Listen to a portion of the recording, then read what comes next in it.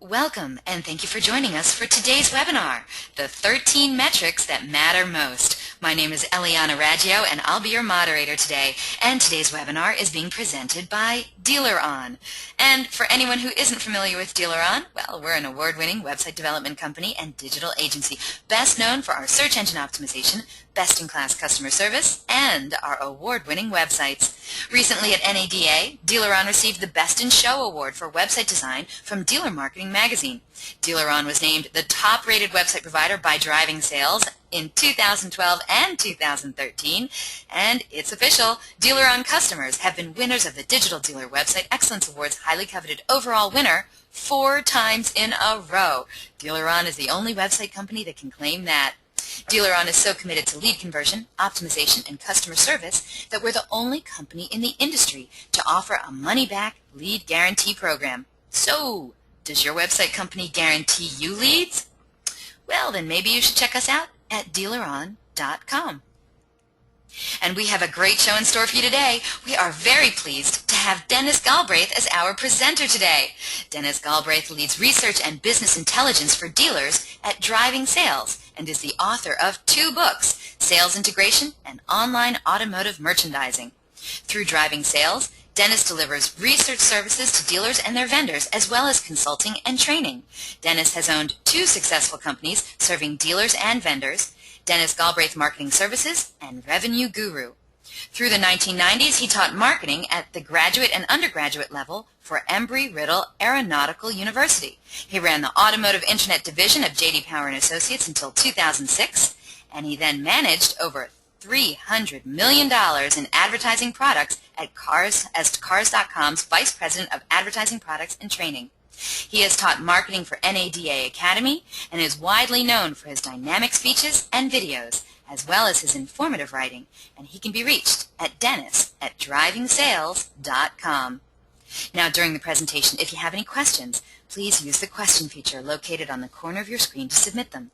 At the end of the presentation, we'll answer those questions of general interest. If we're unable to get to your question live, we're going to respond by email later today.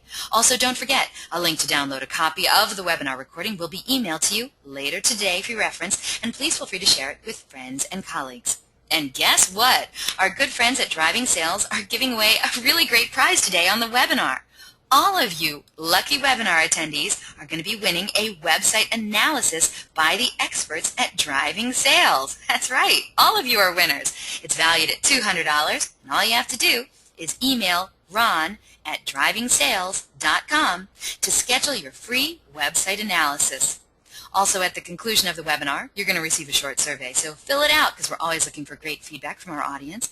And today we're going to randomly select a couple of people from all the completed surveys to also win some Google prizes. So let's get started. Let's learn about the 13 metrics that matter most.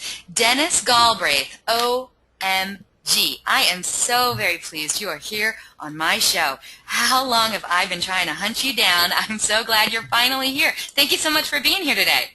Well, thank you for having me. What a pleasure it is to be able to talk to your audience of dealers and all the good folks out there.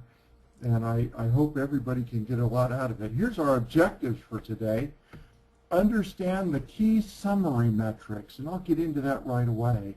And then know where to go next. Understand how to turn metrics into action items, and then we'll have a Q&A session. Here's the big deal.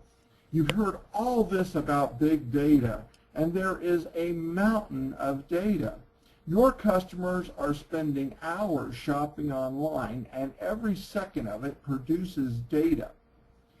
There's more and more data being captured inside your store, or can be, and certainly will be in the future. We have to pull all this together, analyze it, but do we need to take on this whole mountain of data? And the answer is no. It would be impossible. What we really need to do is identify the summary metrics, and that's what we're going to talk about today. Those metrics that tell us what part of the mountain to go to. And guys like Tony Thorsat in the audience, who are part of one of these Internet 20 groups, are getting these summary composites now in these groups, and all this data is available to you You have all this, identify what those summary metrics are, and know when to go to the mountain of data and look for more. That's what we're going to talk about today. The most important metrics for you may be different for another dealer, but I think what we're going to talk about today may surprise you a little bit and open your mind up to some of those things. Let's get right into it.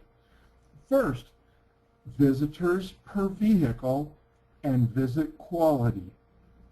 As we compare one store to another, it's important to not just look at visits, because one store may be much bigger than another. But to move inventory quickly, we've got to have a lot of visits per vehicle. And if you increase your inventory 20%, boy, it makes sense that you better increase the number of visits to your website 20% if you want to move that inventory just as fast. And that would include exposure on other sites and other things, but for the website especially, dealers really care about that. We need to look at visits per vehicle. And if it's down, we need to look at the different types of visits. How about my direct traffic, my referral traffic, my organic search, my paid search, my mobile? I need to dive into each of those types, but I need to look at the quality, bounce rates, page per visit, duration, page views per non-bounced visit, so I can know if I've got a problem with my website in addition to my bounce rate going up. These are the kinds of metrics that we've been exploring with dealers. Now, if these metrics are off, there's a couple of things that we need to drill into to see if we got what the problem is. The origin of our visits and the related quality. So what is my bounce rate, my page views per visit, my duration, the time on site for my referral traffic, for my direct traffic, for my paid traffic, for my organic traffic? See, when I have a problem at the highest level, then I can dive into these different types of traffic, my mobile traffic, and find out where that problem is in terms of the quality of the visit. Sometimes we're bringing in the wrong audience. Sometimes it's a challenge with our site. Percent new. What is the percent new visitors to the site? Am I getting my same old loyal folks? I want them. But if I'm aggressively going after new visitors, am I getting them? My SEO ranking. That impacts how many people I get to my site through organic search. And my link strategy impacts my referral traffic and builds up my SEO rankings. These things are linked together. Keyword source. The ad, the landing page, it isn't just about buying keywords, is it? We've got to have the right ad and the right landing page for the SEM to work effectively. And we can see that in the summary metrics and how they're moving. And if we have a problem, we need to dive into each one of these pieces to find out where that problem is. And our email campaigns, if we launch a new email campaign, we would expect to get more direct traffic to our website. So when they click to a link to our site from that email, that's direct traffic. Well, that's one metric. What about search results pages per vehicle? And this can be on your website if you modify your Google Analytics to get that. You get this data directly with AutoTrader, with Cars.com, with other inventory providers or inventory publishers online. They give you this information. Now be careful here. A search results page on AutoTrader shouldn't be compared to a search results page on Cars.com or a search results page on your own website. I know some folks aggregate those all up. It's really apples and oranges. Look at each one of those sources individually, but you want to see how many search results pages per vehicle you're getting. Is it sufficient? Is it good relative to your peer set? Is it good relative to where you've been in the past? And if it's not, we want to look into, do we have inventory that's less in demand than we had before? Look at our market day supply of the inventory that we're buying used. Look at the kind of cars that were coming in new. Some of those new vehicles are hot cars that are turning in less than 30 days, and some of them, you know, the whole market has an average of over 100 days supply. What is it that we've got? And maybe we need to price accordingly. And do we have the price points that are right? Maybe everybody wants leather and we've got all the basic ones. That can impact this. What about the change in market day supply and market demand? That can impact our search results pages per vehicle on cars.com or AutoTrader or CarSoup. What about tiered listings? This is what we're buying. When we go from featured to premium on AutoTrader, this is what we're buying, is more search results pages per vehicle. And it could be a change in the site traffic relative to market demand on one of these inventory publishers, but that's often not the case and often what we give credit to. These are the things in the mountain of data that you have that you can go investigate when this one key metric is low. What about our conversion rate from search results page to vehicle details page? Well, now if that's low, we need to look at our price to market. Is it less competitive than it was relative to the market day supply? We don't really know what the right price to market is unless we know the market day supply.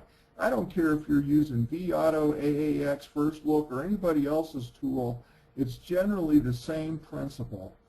Another thing that can impact this is your primary photo, that one special photo that shows up on the search results page, as well as that text description.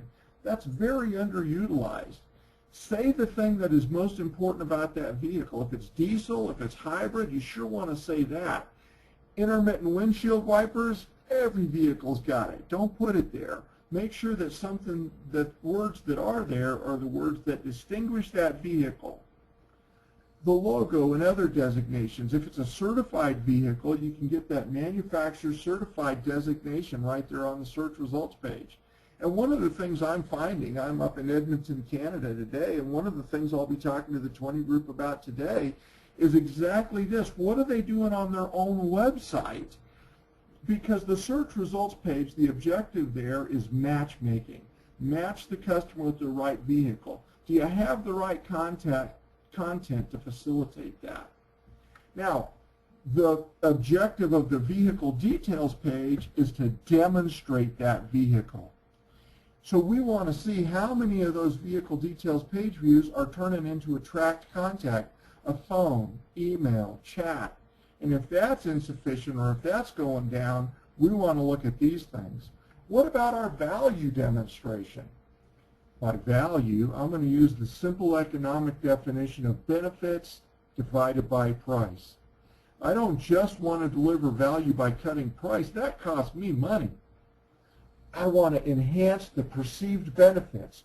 What am I doing on that vehicle details page to get people more excited about that vehicle and more excited about buying it from my store? The objective here is to enhance preference for the vehicle and enhance preference for the store so that they'll phone, email, chat, or walk into the store. The photos are very important to that. Video is very important. Live video is great. Stitched video is better than no video. Video gets people engaged, and 25% of your shoppers are primarily auditory learners. They learn through what goes into their ear, and this is the only place you have to feed their ear. What about the text descriptions? Is it just a data dump from the manufacturer in engineering terms? Holy cow, my mama don't know what that means. We've got to describe the features and deliver those features in terms of benefits. What does it mean for the customer? And on used cars, I think one of the big future things happening here is going to be putting the vehicle condition report right on the vehicle details page. If it's a certified vehicle, by definition, you already have a vehicle condition report. Put that up there. Be completely transparent. You're proud of it. You're proud of the condition this vehicle is in. Show it to the customer. Contact to appointments and the appointment show ratio. Now, once we get the phone calls, emails, chats, text coming into the store, we've got to turn those into an appointment, and we've got to make sure those appointments show and turn into a sale. Well, let's talk about how to do that and some of the future things that dealers are doing right now, dealers that are on the cutting edge. Whether you take those calls through a BDC or floor salespeople, either way, every website that has your inventory, you've got it up on the computer. You've got that website in a tab in your browser, or you're not ready to answer the phone. Because there's a good chance that customer is on the web as they speak to you. A real good chance. See, they've been in the sales process for hours, and those hours may have been strung across weeks or even months, but you just got invited to the party. You're the one that has to catch up. Being ready helps you to catch up faster. But what if that customer asked you a question like, how fast do those heated seats heat up anyway? Well, I don't know. No one ever asked me that before. Do you have GChat or FaceTime or Skype? Can we transition over to a video chat? And you're going to love the way video chat helps you set appointments, because now it can see your facial expressions and you can see theirs. The sincerity is shown. And you can do that on your tablet computer as you walk out to the car, fire it up, press the button so the camera's going to the dashboard and say, Mr. Customer, now you see what I see. I'm going to press the button to heat those seats up. I start to feel it. Oh, that's getting warm. Oh, that's hot. Oh, you got to come in and do this, huh? You got to come try this. I didn't think they'd heat up that fast. Because that's what salespeople have always done in the store. And today, we can bring the customer, the salesperson, the car, and the internet together before that customer even gets to the store. And that vastly will improve your show rate on appointments, your ability to set appointments, and you're even going to be able to sell some cars before they even get to the store. Now, once they get to the store, we've got to get the appointment show to close rate and the walk-in close ratio maximized. We've got to close these deals. Now, when they get to the store, this is about what they expect to see, huh? That's exactly what they expect to see. Well, and that looks a lot like me back in 1979 in my Angel Flight suit, to be honest. You know. I doubt that. Although I love how the shirt is properly unbuttoned so you could get a really good look at the gold medallion. Oh, yeah. Yeah, that's the way it was back in the day. Now, it doesn't have to be like that. We could look like this. Huh? Oh, yeah, that's much better. Oh, yeah. It's hiding the hair and the gold medallion. That's good. Well, hiding the hair is a primary benefit of the tablet computer. But also, it says, I'm not afraid of the transparent marketplace. In fact, I welcome it. Because most of your customers, the vast majority of people coming to the store for a new or late model used car, have the internet in their pocket or their purse today. We can't get away from the fact that this has changed. It used to be an automotive internet, that it was all internet till they come to the store and then there's no internet. It was just the customer, the salesperson in the car, and the internet was out of the picture. That's not it today. They've got the internet in their pocket. We can't pretend it's not there. But they usually have it on a small device that's not a shareable size screen. By bringing out the tablet computer that is a shareable size, we invite the conversation, the car, the customer, the salesperson, and the internet all together. Because what Vinny here hates is be-backs. And where are they going to be back from? The internet? Let's go there together. My competitor? Let's go there together. As a matter of fact, that guy down the street does have it $500 cheaper. Oh, but it doesn't have those rims that you like so much. That's going to cost a lot more than $500. And look, it's got a lot more miles. Boy, I'm sure glad we looked at that car. I think we can see that the one I've got is really the better car for you. That's what salespeople do. Bring the internet into the conversation. You saw just this week in the automotive news that Sonic is putting tablet computers in the hands of every frontline salesperson in every one of their stores. I think they've got about 100 stores. This is where it's going. Watch real estate. This is the way real estate will be sold. Marine, motorcycle, any expensive durable good. You'll look naked as a salesperson 5 years from now if you don't have a tablet computer. And the dealers that get started early on will get up the learning curve faster. Do you think it's really going to be 5 years, though? You think it's as long as 5 years? I always give myself a little extra so my predictions will come true. You know, this is happening fast, and dealers are already doing this. So even if you're not quite ready to pull the trigger, know that you're going to need to pretty soon. Now, one of the big metrics we want to look at is total gross. But that's not just impacted by your promotions, is it? When our total gross isn't where it needs to be, we also need to look at our inventory turn rate.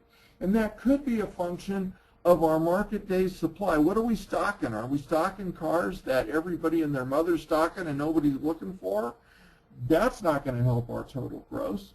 And what about our price to market relative to that market days supply? And we've got a theory here that I've been working on, that we need to look at the line of profit maximization between market days supply and price to market.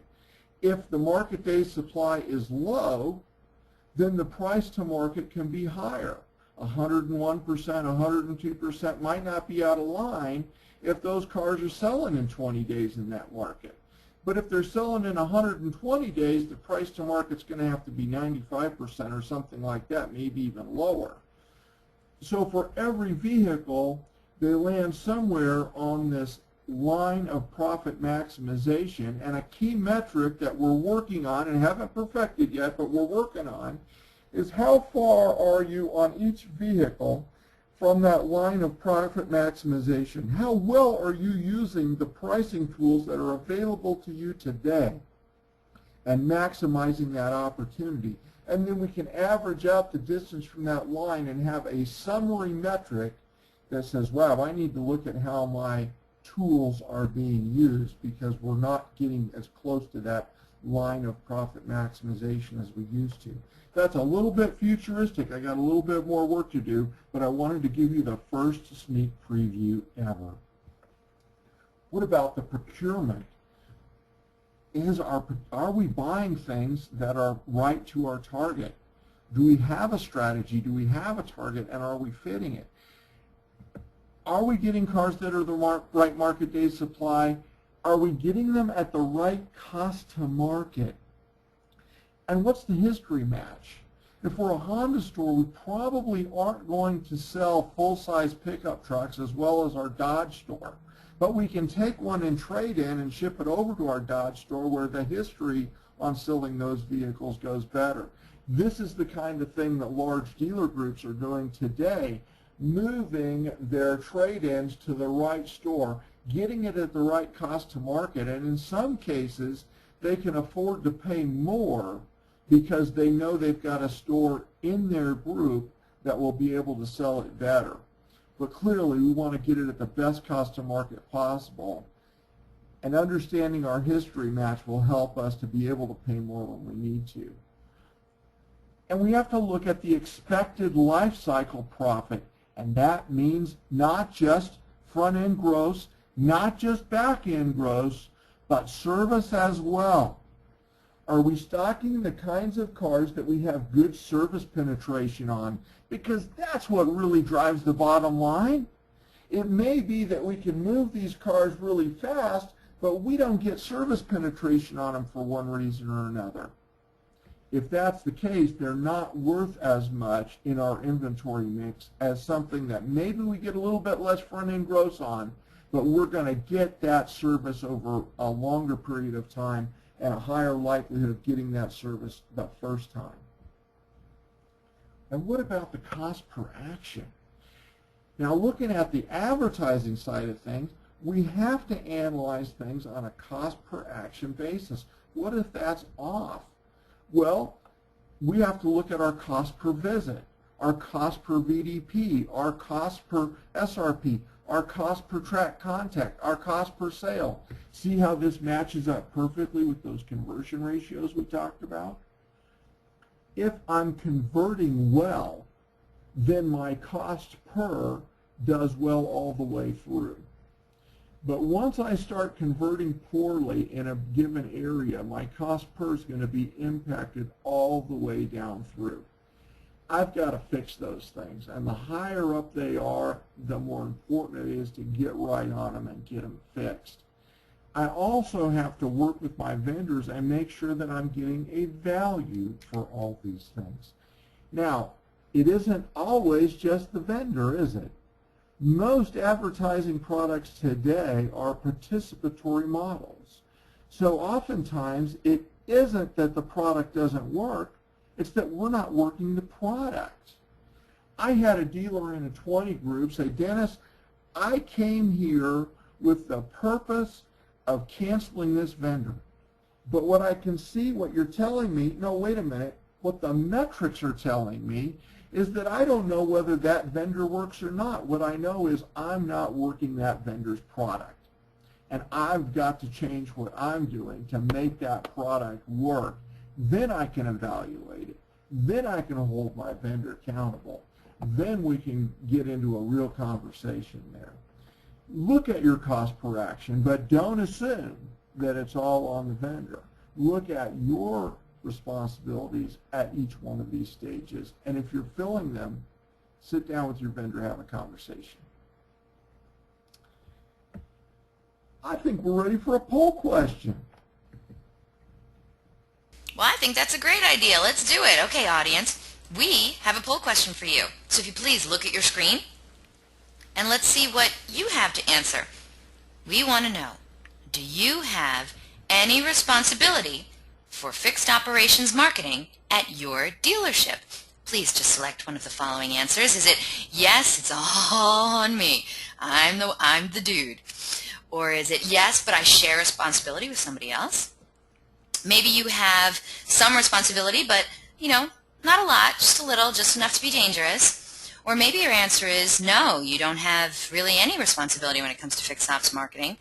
Or is it, we don't do any fixed ops marketing? And while it's on here, you know, I have to say, there are still dealerships out there who really aren't doing very much about their fixed ops, and they're not marketing it. And that's okay, too.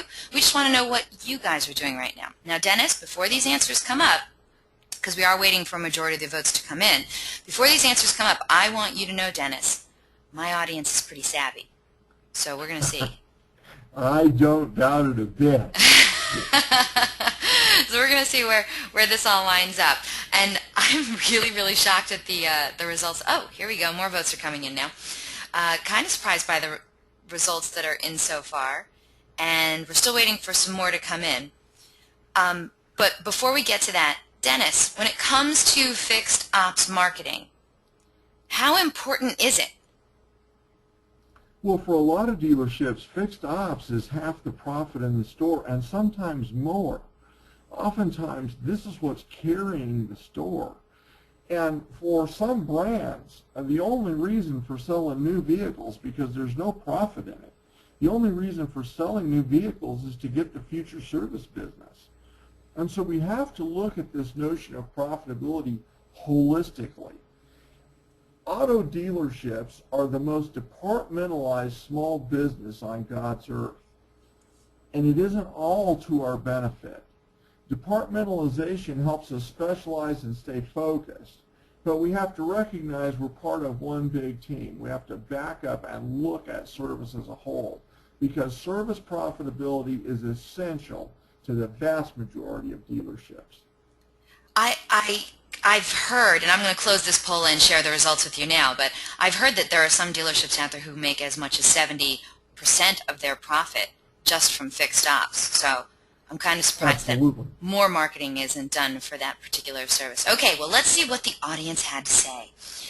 13% of today's audience says, yes, all of the fixed ops marketing is all on me, 13%.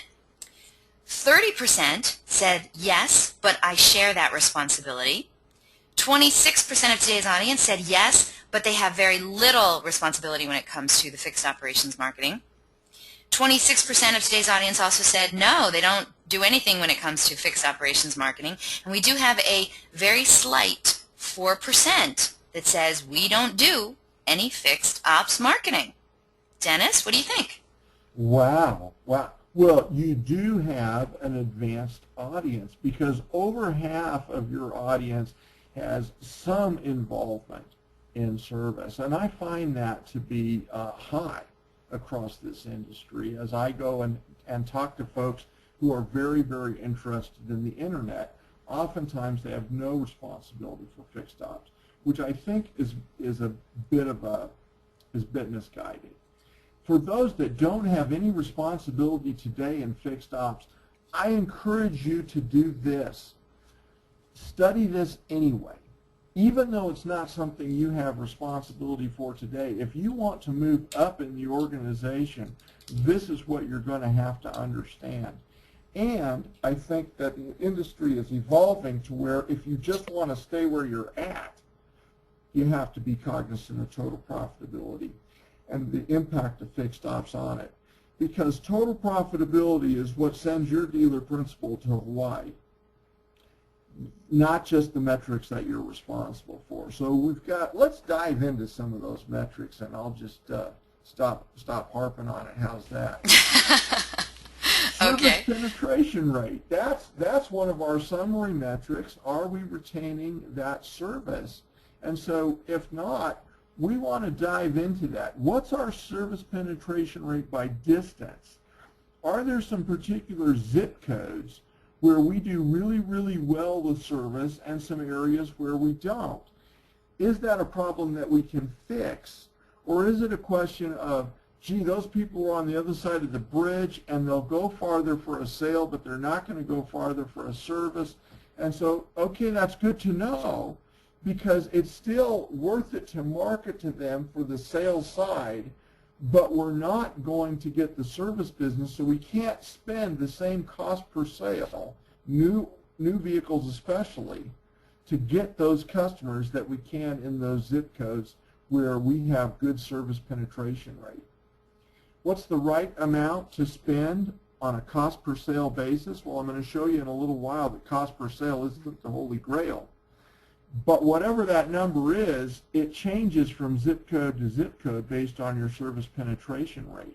And if your service penetration rate is weak in a particular zip code, then you want to see, is there something we need to do to dial that up, to let them know, hey, when you come that far, we've got a loaner for you, or whatever your program is. Now, it could be that your service penetration rate is much different for one model than another, and that's going to impact what you do to promote those and how much you invest in the promotion of those and what kind of vehicles you carry on the certified and late model used vehicles, because you can get service on those as well. Or by customer type. Are you able to hold service penetration better on payment customers, or on cash customers, or younger customers, or older customers, or military customers?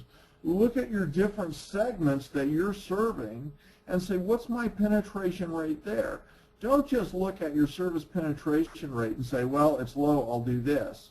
Look at where it's low by all these different types of variables. Then decide on a segmented basis what you might do about it. What about the service appointment per service page visit? How many visits am I getting to my service page, and how many service appointments am I getting out of that? Well, that's a key metric, And if it's not up to par, I want to look at that form. Am I requiring information that I don't really have to have?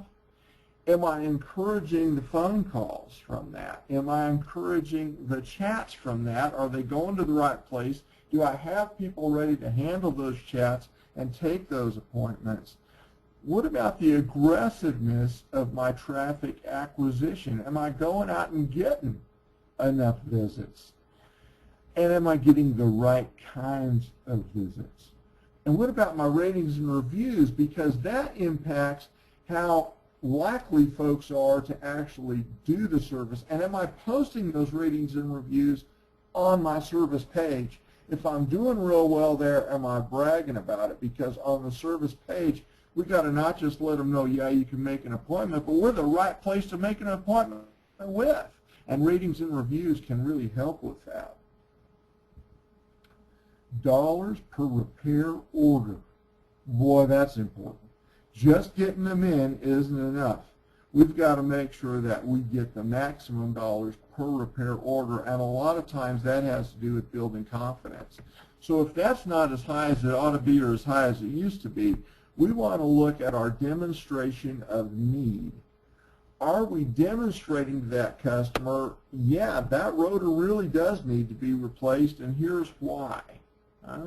yes, you really do have this problem with these hoses. This belt is going to go out within the next year, 18 months probably.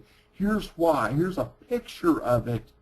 That's something that we can do today that we couldn't do before. We can send the customer pictures of their problem and demonstrate the need, establishing credibility, letting them know we're not trying to pull the wool over their eyes. This is what it looks like, and this is what a good one looks like. See the difference? This is why I'm trying to help you out. That's establishing credibility. And are we communicating in a timely manner and in the method that the customer prefers? Some folks want to get a phone call. Some folks want to get a text. Some folks want to get a text with that photo in it. Some folks want to get an email. How does your customer want to be responded to? Are you doing it the way they want you to? And are you doing it in a timely manner? Because if it takes a long time for you to get back to them with these demonstrations, there's a good chance they're going to say, well, just do this thing and this thing. That'll do for now. If it takes that freaking long for you to get back to me, Lord knows how long it's going to take for you to do the service, huh? Getting back to them in a timely manner is a demonstration of your professionalism, and it matters. And lastly, and this is not an exhaustive list, but here's something I think is real important, leads procurement relative to your strategy. Most franchise dealerships are getting leads from their manufacturer, and many are buying leads from a third-party service, and that's fantastic. Is it relative to your strategy? For instance, you may have a vehicle that you've got 150 days supply. You've got vehicles out there that are going to have a birthday if you don't do something about it. In that model category, you might want to expand your radius. Because if there's anybody within a 50-mile radius, 80-mile radius, 100-mile radius that wants that car, I sure want them to get mine. And my people are all churched up on how to demonstrate that vehicle. My vehicle details page is all squared away on those, because if anybody wants one of those, I want to be the guy that sells it. All right? Now, you might want to buy leads for those models that are selling poorly in a farther range. But inside that close range, it might be 5 miles, 10 miles. Really, it's by zip code, because 5 miles one way may be a lot different than 5 miles on the other side of the bridge or in the middle of the lake, huh?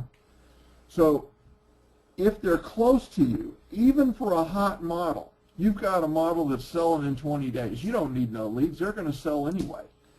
But if that customer is from someplace close to your store, and that's a vehicle that you got good service penetration on when they're close to the store, that's a zip code that you've got good service penetration with, then you're going to want to buy that lead anyway.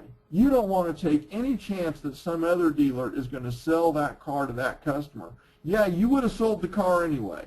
Your front-end gross is going to be what it's going to be. But by making sure you sell it to somebody close to the store, you're making sure that you've got more of that future service business coming in. The old day of just, yeah, sell me some leads is gone. Your leads procurement needs to be relative to your strategy. So how are we doing with the slow turning inventory? Are we getting sufficient exposure there? What about our oversupply relative to demand? You know, holy cow, am I buying the wrong cars? And if I've got some of the wrong cars, do I want to send them to auction, or do I want to get some leads on them? High service penetration due to vehicle type. If that's the case, if we've got a high service penetration rate for that type of vehicle, we want to make sure that we get them sold close to the store where we can get that service. There are some vehicles that, quite frankly, you don't have enough of them. You don't want somebody 100 miles away buying it, because you're not going to get the service business, and you'd rather sell that vehicle. You'd rather wait the extra half hour or whatever it takes to sell it to somebody that you are going to get the service on. A high service penetration due to the location or other customer information. Segment your audience, segment your site visitors, and look at what you need to do on a segmented basis, and do that on a total profitability basis. These are 13 of the key summary metrics that tell you what part of the data mountain to go to. They often don't tell you what to do. They tell you where to look for where the deeper problem is. If you tried to go to the data mountain and study it all the time, it would consume you entirely, and you wouldn't have any time to do anything with that information. Spend your time on these summary metrics that tell you what to look at. It's kind of like the dashboard on your car. When that idiot light pops up, it hasn't popped up for 3 years, but when it pops up and says, hey, this metric is off, you need to pop the hood and look at it. That's when you know you need to pop the hood, or that's when you know you need to take it into the store and have somebody look at it. When do you need to go to the mountain, and what part of the mountain do you need to go look at? That's the way to approach big data. Approach it with these summary metrics, approach it strategically, approach it with a total look at profitability, and you're on your way to the best days in your dealership. Eliana?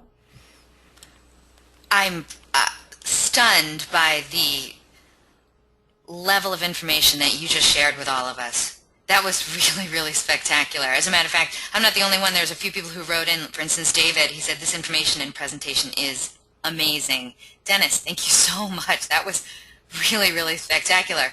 Audience, if you have more questions for Dennis, please write them. Brian just wrote in, Dennis is like the Sherpa for the data mountain. Thank you, Brian, for that. I think somebody's taking the metaphor very, very far. Tony wrote in, you think that's great. You should see him juggle. Dennis, a man of many talents. I had no idea. Okay, I do want to let the audience know it's a great time to send in some more of your questions. So if you have them, please send them in. And if you missed it at the top of the show, I want to let all of you know that our good friends at Driving Sales are giving away a fantastic prize today on the webinar. All of you are winners. So it's so nice of them to be doing this. All of you webinar attendees are going to win a website analysis by the experts at Driving Sales. Who better than them, right? It's valued at $200, and all you have to do is email Ron at drivingsales.com to schedule that free website analysis. So I hope you all take them up on this really very generous offer. Thank you so much for the generosity from Driving Sales for that. Now let's get started on a few questions from our audience. This first question, Dennis, if you're ready. Are you ready, Dennis? Oh, you bet. Okay. Dennis, this first question comes to us from Joe. He says, in your opinion, what do retailers do outside of automotive to keep up with summary metrics and drill into that big mountain of data? Oh, that's an excellent question. I think it's important for us to look outside of our own industry and see what others are doing. And quite frankly, other retailers down Main Street have been dealing with big data for a very long time. We don't have a lot of transaction data in our business. Very few actual car sales going on, and even when you add in the service ROs, it's not a lot of transactions. One clerk down at the Walmart can rack up more transactions in an hour than your store does all month long. So they have a ton of transaction data, and they've been analyzing it for years. What they've been doing is centralizing. As you walk down Main Street, marketing is product, price, promotion, and distribution, or for retail, place. That's why we call it the 4 Ps of marketing. When I taught marketing at the graduate and undergraduate level, that was question number 1 on every test. You had to understand it to pass the class. Product, price, promotion, and place. Well, you walk into the local grocery, the supermarket, or the department store, and you say, who sells the products? Who decides what you're going to sell? Oh, they don't work here. They work at a centralized location. Who decides how you're going to price things? They work at a centralized location. who decides how you're going to drive traffic to the store? Oh, they work at a centralized location. All this data is being aggregated and analyzed at a central location by quant geeks like me instead of at the local store. And that local store manager, all they do is run the place, the store. I don't want it to go that way in automotive retail. I think that what you know about the market is worth something. Now, every other industry has determined, and rightly so, that they could do better with the data in a centralized approach than have it in the hands of the guy who really knew the local market, that you could understand this stuff. You know, it's like my good friend Dale Pollack says. He says, even a blind guy in Chicago can know better than you do in the local market what to buy if he's the one with the data. And that's the case. So other retailers have been mining this for years in a centralized way. I think we need to make it simpler and simpler, and starting by looking at these summary metrics first. Simplicity is the focus of what I'm trying to do for dealers. Look at it in summary metrics so that you have the time to drill into only the things that you need to. You can't afford to have full-time quant geeks in your store the way they do over at Nordstrom's or Target or Piggly Wiggly. Dennis, thank you so much for that. Joe, I hope that helped you out. And yes, that is the first time anyone has said the words Piggly Wiggly on this show. Thank you. Okay. Okay, I actually have a question for you because, you know, I've seen the big, enormous binders filled with pages and pages and pages of these metrics and data and stats and all kinds of stuff for a dealership just in, you know, a 1-month period. It's mind-boggling how much information they have at their fingertips. So first of all, I'm really surprised you got this down to 13 metrics that matter. So first of all, very impressed. But my question to you, Dennis, would be, how well do you think the average dealership is doing with utilizing all this data that they have? I mean, if you could grade automotive dealerships across the United States, average, how well do you think they're doing? Well, to be honest, I don't think I know the average, because typically 80% of my interactions are with the dealerships that are in the top 20%. Those dealers that are, can I say, lost, typically I don't get to talk to them. They don't come onto forums like this, progressive thing. They don't come onto drivingsales.com. I wish they did. They don't go out to the Driving Sales Executive Summit and conferences like that, Digital Dealer and NADA and all. I mean, even NADA, which gets more dealers than any conference all year long, it's more the progressive dealers that show up.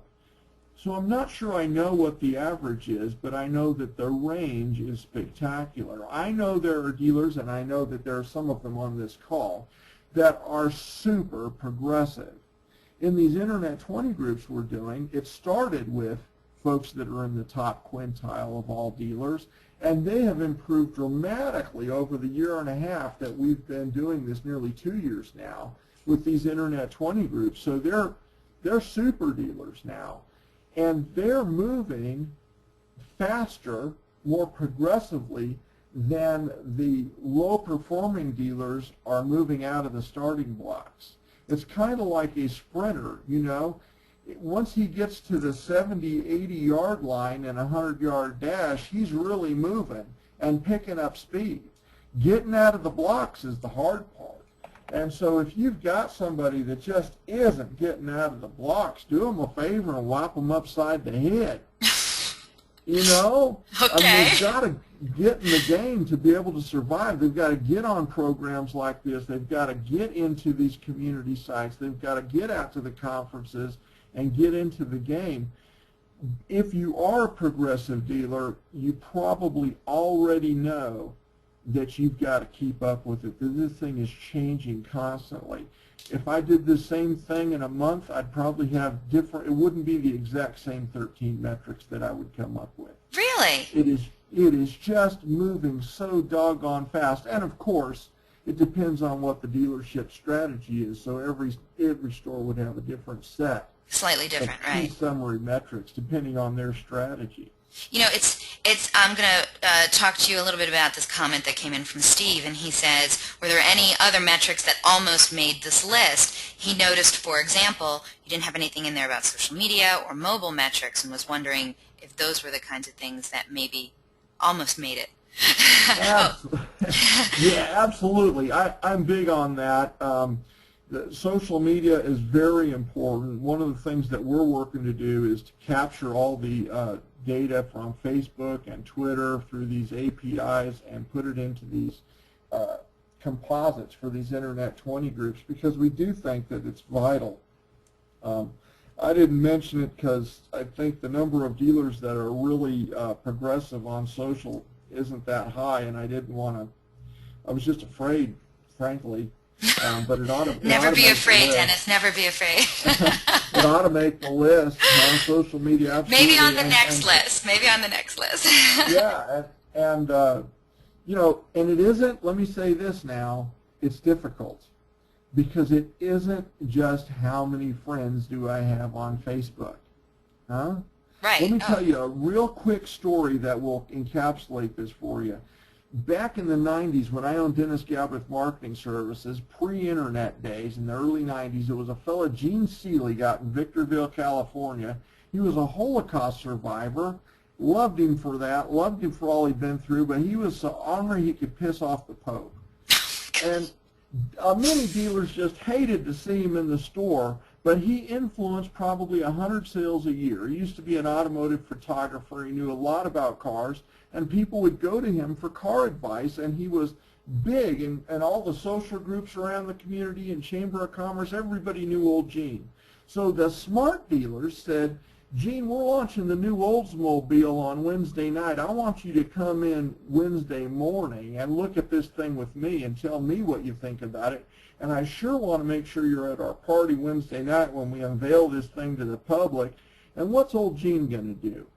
He's going to show up to that party bragging to everybody about that vehicle and that store because they showed him some love, huh?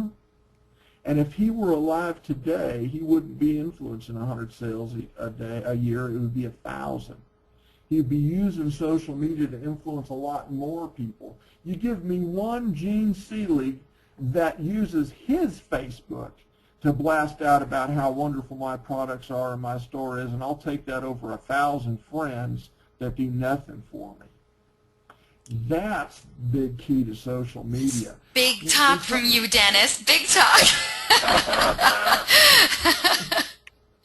No, but I see what you're getting. There are people out there who are definitely influencers. So if you can get one of them to be your cheerleader, Yeah, and that doesn't mean that friends are not important or it's not an important metric, but how active are your friends? How much are you getting from them? right. And can you get it up? If somebody comes in and buys a car and they're all excited, can you get their phone from them, take a picture, and let them post that up on Facebook and tell everybody how proud they are of the car they got at your store? That's fantastic. It's your customers blasting you out more than you blasting you out. Quick question from Amanda. She wanted to know, are those 13 metrics that you just listed, are they in order of importance?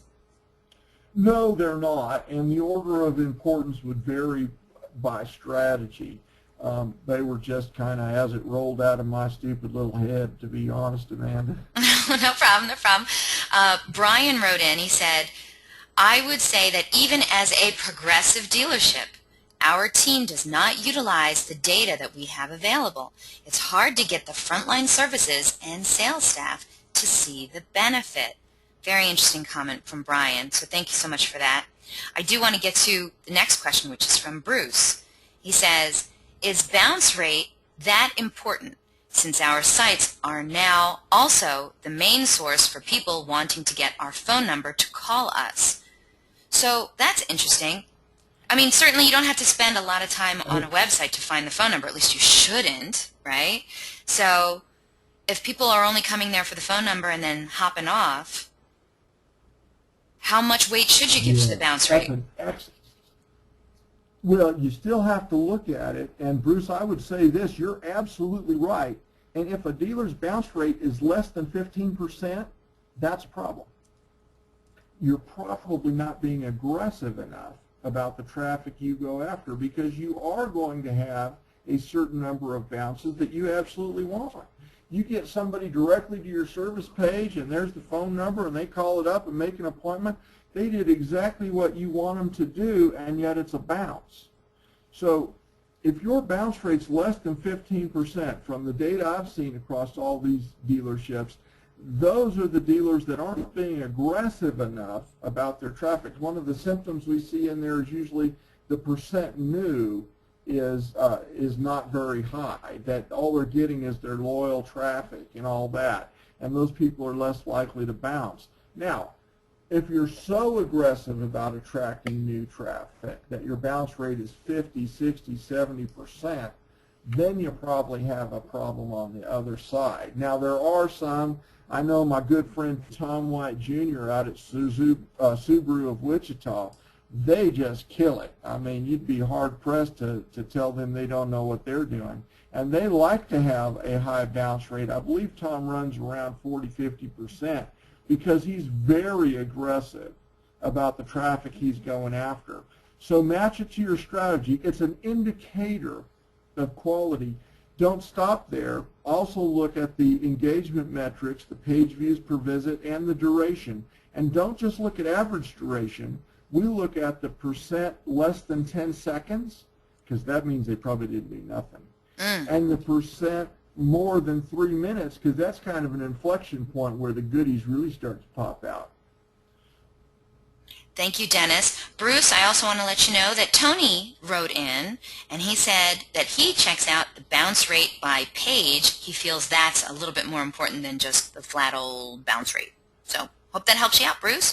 Thank you so much. Let's go to this next comment, which came in from David. He said, ugh, I missed the first 15 minutes of this, and who knows how much of this great information. I can't wait to get the recorded version. I'll be sharing it with the rest of the management faux show. So David, thank you so much. Yes, we are recording this, and we will get that link out to you later tonight as soon as it's posted, or you can go to dealeron.com/webinars and click on the on-demand link. And right there, you'll see it. Dennis will be at the top of the list. Now, I got a great question for you, Dennis, from Andrew. Andrew says, I was actually hoping to hear some benchmarks on some of these indications, such as SRP to VDP, site conversion, etc. Can you help out with that? Well, the SRP to VDP is going to be different from one vendor to another. One of the challenges with that particular metric is that it's so small. I mean, ordinarily, you're looking at a conversion rate of 2%, 3%, right around that ballpark. And when a number that small moves, it's got to move dramatically to be statistically significant. So even with the thousands of search results page views that you're getting, it's small sample size to be statistically significant. When it changes, you can't be absolutely sure that it changed because of what you're doing. But if you're consistently seeing that your benchmark is lower than your peer set for that vendor, and I believe AutoTrader is one that's starting to provide the AutoTrader average and things like that. I believe I'm correct on that. If you start to see that you're below the average consistently, then you really need to dive into these other reasons why that might be happening. But the benchmark would be different from vendor to vendor because the metrics are different. They're apples and oranges, even though we call them the same thing. Would there be any place where somebody like Andrew might be able to go to try and find out maybe what other dealerships have as their benchmarks, or be able to compare what they're seeing to like a national average any place? Well, we're getting a lot of statistics now. We're getting some significant sample size out of these Internet 20 groups as they continue to grow. I have to be careful with that because, again, we're talking about the elite dealers, the ones that are really working hard to be on the front edge.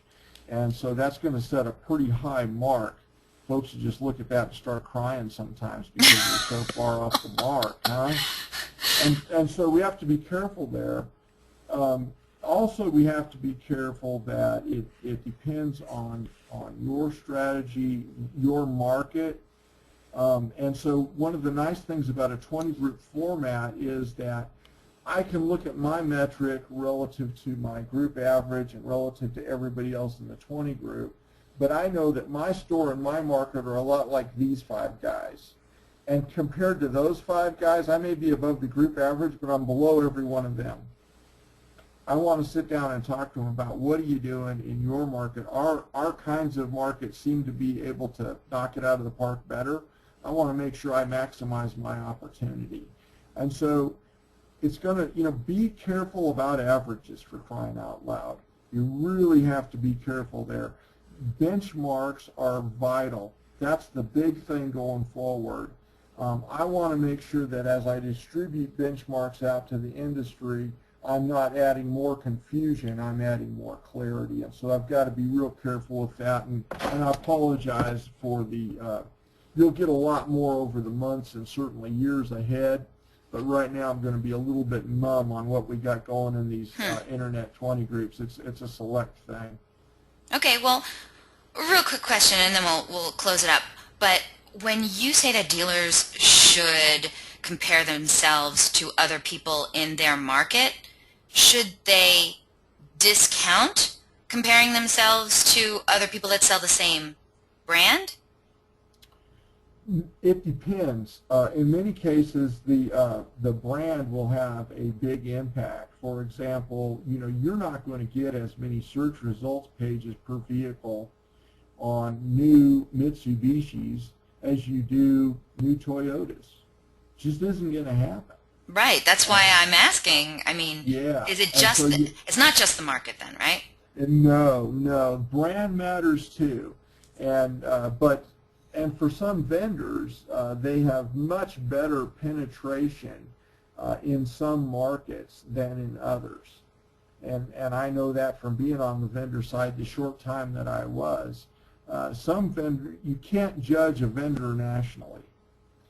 You really have to understand how well they penetrate your market. So the benchmarks that you may or may not be putting out at some point, when you help set those benchmarks, are you going to try and match people by the intensity of the market that they're in, as well as the kind of brand that they sell? Yeah, that's why we chose the 20 group format, because that's already been done. A lot of times it will be a Chrysler 20 group and it will be rural Chrysler dealers. And so, it's a pretty, the group's pretty much the same. At a bare minimum, they know each other. Often they've been to each other's stores. So we thought that was the best first format. And if I start trying to load the industry up with all the different variations between stores, holy cow, now I've taken that mountain of data and turned it into a mountain range and asked you to sift through all that. So it's better if you identify your peer group, fit into where these are folks that are like you but don't compete with you, and then compare metrics. And that's what we're trying to do through the 20 group format. And we don't do this directly. We do it with our partners, NADA in the States and Performance in Canada and others. So will you be, I have to ask, Dennis, but will you be releasing any of this information as you've started, gathering it? When can we expect to see some of this awesome information?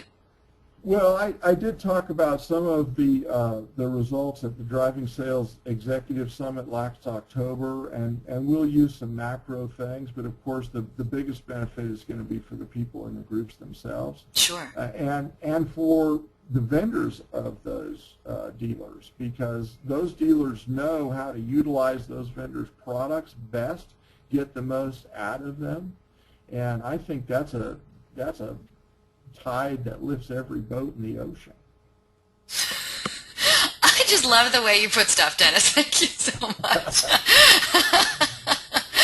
You have a really, really nice way of talking, and I have to say, this presentation was eye-opening, thought-provoking, just all-around fantastic presentation. Thank you so much for coming and sharing such interesting information with us, Dennis. Thank you. Thank you. So guess what? We are just past the top of the hour. Any questions that weren't answered during the time allotted, they're going to be answered by email later today. Right, Dennis? You bet. Yeah, all right. I want to remind the audience that a link to download a copy of this webinar recording is going to be emailed to you later today for your reference. Feel free to share it with friends and colleagues. There's lots of people out there who need this kind of information. It's really fantastic. And today's webinar is also going to be posted online within a few hours. All you have to do is go to dealeron.com/webinars. You can view our upcoming webinar schedule and access any of our past webinars too. And this webinar is going to conclude in just another minute. So when it does, you're going to receive a short survey. Please fill it out. We're always looking for great feedback from our audience. And let Dennis know what a great job he did today. And we're going to randomly select a couple of people from all those completed surveys to also win some Google prizes. You don't want to miss out on that. So hopefully you'll fill out that survey. Now, invitations are going to be going out tomorrow for our next webinar, How to Attract Today's Internet Shoppers. And Dennis, if you could go to that next slide, I'd appreciate it. It's going to be with none other than Sean Peoples of Car Gurus. Now, today's auto shoppers, they have more data than ever before. MSRP, invoice pricing, incentives data, analytical products with outlined market pricing and demand trends, and editorial content such as vehicles and experiential reviews, and it's just dizzying. So why are shoppers still complaining? For the love of cheese, what does it take to get car buyers to actually like the car buying experience? Well, you're about to find out. Sean Peoples of Car Gurus is armed with a truckload of comprehensive data, and this 1-hour webinar, he's going to tell you how to best market your vehicles and dealership on your website and third-party sites. Properly attracting savvy internet car buyers is going to maximize your profitability, dramatically increase inventory velocity, and greatly improve customer satisfaction. So, if you're ready to attract more internet shoppers and boost your bottom line, well then this is one webinar you just can't afford to miss. It's going to be another great presentation by your friends at Dealeron. And don't forget, Dealeron's weekly webinars are held Thursdays, 12 noon Eastern and 9 a.m. Pacific. And we have some great webinar subjects planned for this year, but if you have any questions, comments, or suggestions regarding these webinars and our topics, then feel free to contact me directly. It's Eliana@dealeron.com. I love hearing from you. You can also track me down online. I am everywhere, Facebook, Twitter, on all the automotive social networks, and I love hearing from you. So thank you all so very much for spending this time with us today, and I hope to see you all on a future webinar in our continuing education series. Have yourselves a good one.